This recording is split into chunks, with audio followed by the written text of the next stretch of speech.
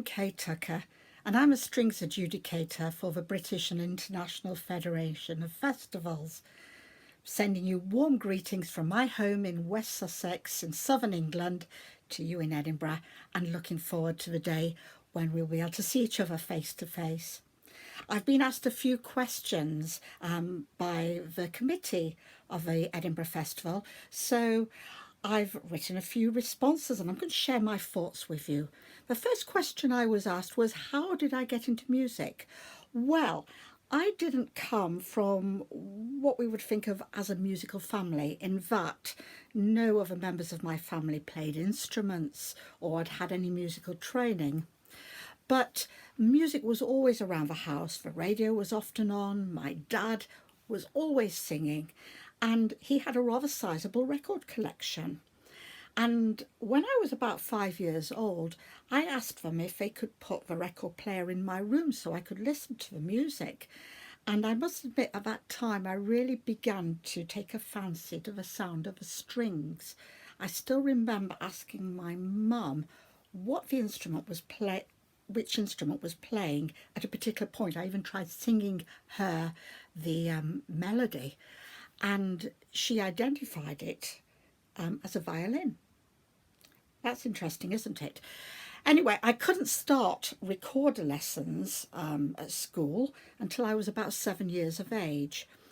And I did have a recorder because I had picked a recorder in Santa's Grotto when I was about 5 years of age. And I started recorder in a big group. It was a class size group, about 25 children, age 7. Unfortunately, I wasn't able to read music at all very well, and I used to rely on my ear, and that's not a bad thing in some ways. But before I went to secondary school, which down here happens around the age of 11, I begged my recorder teacher if I could have a bassoon. She was actually a bassoon teacher, and one day she had brought her bassoon into class, and I said I'd love to play that. And I kept pestering the head of music at secondary school once I arrived there, but no bassoon was forthcoming. However, one day I was invited to go and meet a cello teacher and a cello. And all I needed to start cello lessons, which, believe it or not, were free, and so was the cello, was 50p for my first tutor book and permission from my parents, written permission. So that was it, and that's how my journey in music started. And once I had been playing a few months, I was able to start taking part in the school orchestra, and I eventually began to take part in the local music service orchestras, which I absolutely loved. And yes, that's how I got started. So I've been asked, do I have any tips on good practice and how to prepare for a performance?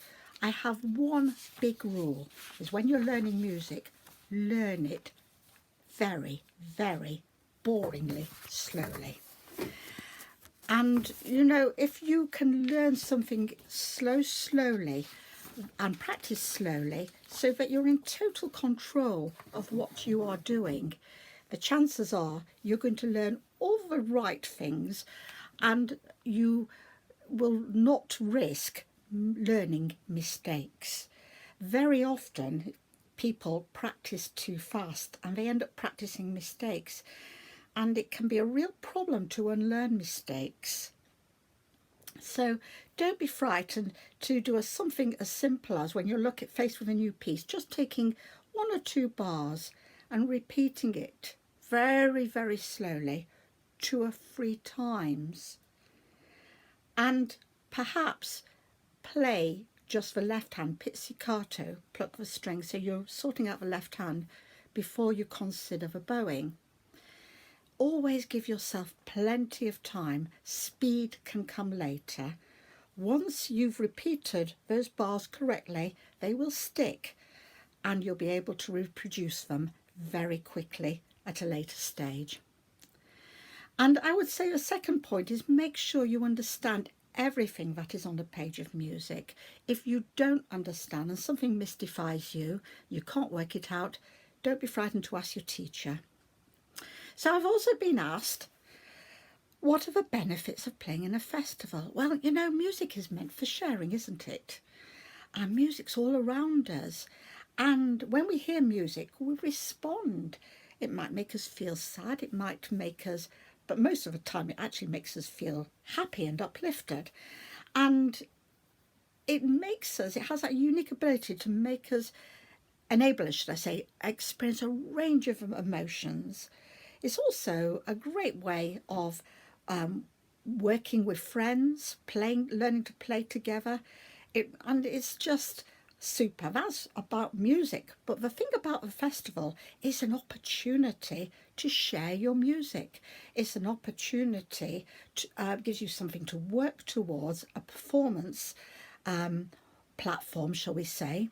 And with an adjudicator being in the house as well, you're going to get some feedback and some tips on how to improve your skills and how to improve your performance. So it's a win-win situation. And on top of that, you're going to really learn to entertain people and communicate. So that's, you know, one of the very, very valuable things that a festival provides. Now, what can a player do about nerves or mistakes when performing? Well, I think the first thing you need to realise is that it is normal to be nervous. And if somebody says to you, oh, I'm never nervous, nerves don't worry me, I would be inclined not to quite believe them, if I'm honest. Everybody experiences nerves. Even professionals experience nerves. I remember, just for example, my first festival as an adjudicator. I couldn't sleep the night before, and I spent the first 2 hours before the festival, from 7 o'clock I think it was, until the festival started at 9 o'clock in the morning, just pacing the streets around the festival, just trying to work, you know, calm myself down. Anyway, I survived, and so will you. And that's a big thing to remember, is that you will always survive your performance. You will be alive at it at the end. And what you can do a few little things to help you with nerves. The best one, I would say, is to breathe slowly, to take in some very deep breaths, really from the diaphragm, and take it in through the nose and breathe out slowly through the mouth. And do that a few times. And if that doesn't slow you down, I'm sure it will. I'm sure it will. That really does help. But also, a thing to bear in mind is when it comes to mistakes will happen. They do on live performances. And the thing to remember is that you're never going to make the same mistake twice, almost certainly. If you've done your practice well, it's just going to be one of those little glitches that you never expected, which will happen, and it might never happen again. So don't worry about it. The important thing is to not broadcast your mistakes by pulling a face or saying, sorry, sorry, sorry, because then everybody knows you've made a mistake. And you'll get more skilled at this. You have to be a bit like an actor or an actress. I've been asked, with adjudicating, what are the most important things I look for and how is it different from teaching? Well, in some ways, I don't think it's terribly different from teaching, because I listen to a performance and I've got to respond, of course, positively. And I always think of positive encouragements, things I can say have worked really, really well and things I enjoyed about the performance. But then I want to try and help that performer to improve what they're doing. And so I have to think very, very quickly. And the difference, I suppose, between adjudicating and teaching is that I have got a big audience too. It's not just the performer or performers. It's also an audience which could be made of parents, teachers, friends, interested participants, all sorts of people in an audience, and I have to include them in my responses. So that's how, one way it's different. It's more like of a, should we say, a masterclass situation. And of course, I haven't got time to plan a lesson as I might in a lesson to a normal student. I might have thoughts that when I see my cello student age, a particular cello student, I might have been thinking, we're going to do this, this and this week, or we're going to aim to. I don't have the time to do that. I have to work extremely quickly and make some very quick decisions. And especially when it comes to making decisions if there is an award to give. There aren't always awards at every festival. And that can be a little bit tricky. But I love it. I absolutely love it. What am I looking for? I have to say, top of my list is communication. Music is always telling a story.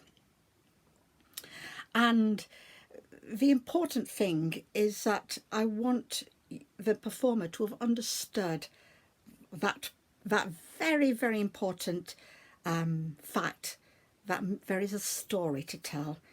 The story might be in the title, it might be in the mood of the music, it might be a dance. And I hope to always hear a performance where the character is being conveyed. I'm more concerned about that, if I'm honest, than the rhythm being absolutely right or the notes being absolutely right. I can forgive a few rhythmical errors and a few, and a few notes that go wrong or a few shifts that don't work, because they can always be fixed.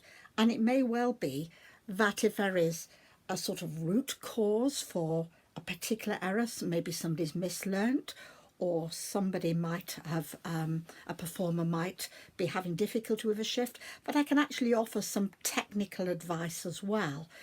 But what I'm always looking for is a communicative and a characterable performance. And this can help with nerves if you're thinking about the message behind the music rather than thinking about, ooh, what will people think of me? Oh, I'm being judged here. Remember, we're sharing music and you're not being judged as a person. We've all got a unique voice, so you must remember that there's only going to be one you, and only you can play your music in your unique way. So I think a final question was, any funny stories? Good. Well, my two funny stories. So I remember visiting a lovely festival in Scotland, another festival, which I've been to many times, and I've really enjoyed it. And they wanted to help their English adjudicators with a pronunciation of some of the Gaelic names. So I was presented on my first day with this very helpful sheet of all the Gaelic names I was likely to encounter and their phonetic pronunciations, and that was really, really helpful. So I was very grateful for that. And then it came up to an Irish Gaelic name, and I can remember my assistants at my side looking a little panic-stricken because it wasn't on the list. And she said, "Oh, I don't know how to pronounce that name." But fortunately I did, because I'd had a friend with the same name, and it was Roisin. There you go. And I think one of my most memorable happy memories was when I was in Cornwall some years ago, and I actually was adjudicating a singer. This singer was 85 years old, and he had a most wonderful posture. He was stood very tall and erect, very beautifully, absolutely straight back, looked great. And so I had to compliment him on his wonderful performance, but particularly the way he stood and his posture. It was absolutely textbook, as it should be for a singer. And he wanted to follow it up by demonstrating his fitness. And the next thing next minute he was down on the floor of the stage showing everybody that he could do press-ups at 85. He started doing his little workout routine to demonstrate how fit he was, and that's things like that are just, you know, stick in your memory. Very happy memories. Anyway, I do wish you all the very, very best. Most of all, I hope you enjoy your performance, and remember, if it goes as you would have wished, that's great. But if it doesn't work out quite as you would have wished, remember, one, you'll be alive at the end of it, and two, you can learn an awful lot about yourself and how you respond a little bit under a little bit of pressure, and everything that goes, you know, the way you probably wouldn't like it to, you can always learn from. So there's lots of positives to be had. Anyway, good luck, and look forward to seeing you next year. Bye-bye.